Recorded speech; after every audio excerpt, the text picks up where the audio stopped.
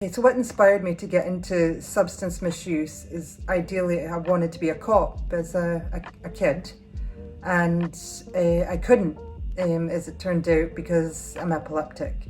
So I wanted to stay in criminal justice, and I got a job working with teenagers in open custody, and it was working with them. So although it wasn't being a police officer, I was still doing criminal justice type work. And it just progressed from there. It was the first time I'd ever worked with teenagers. And I liked the idea of working with teenagers in trouble. So from that, I kind of went on to a group home for teenage boys and worked with them. Although substance misuse wasn't really involved in that. It was just working with the young boys, trying to keep them away from trouble and keep them in school and just help them to get on with their lives in foster care. And then from that, I went into homes for homeless. So it was shelters, basically, shelters for homeless folk. And that's where the substance misuse type stuff started to come in. And the mental challenges in my job is, well, you're working with people. You're working with people that clearly have, as I say, substance use problems. And there's always an underlying reason why they've got substance use problems. As I said to you, nobody wakes up one day and says, I'm going to be a drug addict when I get older, or a drinker. There's always something going on.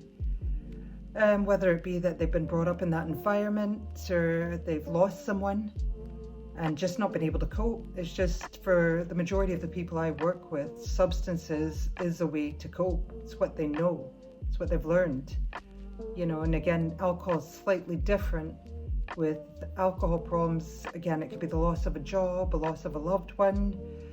It's kind of a substance that takes longer to become addicted, as opposed to drugs, where it's usually kind of immediate almost.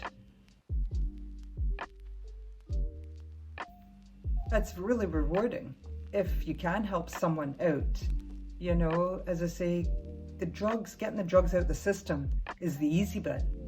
Again, it's when reality hits and there are no substances to kind of block out reality. That's the challenge with this job, because now people have to face reality and have to face what they're actually hiding from. And if you're able to help them get over those issues that got them into this substance to begin with, it's a great feeling. I mean, I love doing my job. I don't think there's a better job. I wouldn't do anything else. If I can help someone stay clean, get out of the cycle of addiction, and help them move on with their life, maybe get a job, get a house, get a college degree, whatever. Any advice I think I would give for anyone struggling with substance use issues is get help. Always turn to somebody, whether it be family, friends.